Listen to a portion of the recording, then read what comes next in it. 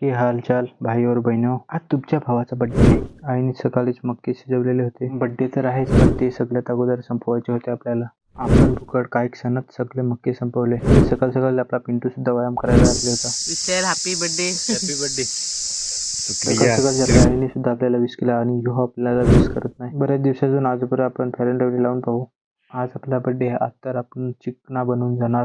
आज आपला बड्डे होता, त्याच्या कारणानं पोहोचण्यासाठी आपल्याला एक सवारी सुद्धा भेटली.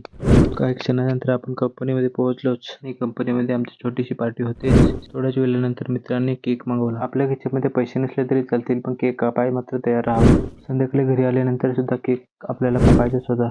आई, ताई, मावशी, बाबा आणि आमची दी सगळ्यांनी आरती काढून मग मी केक कटिंग केला.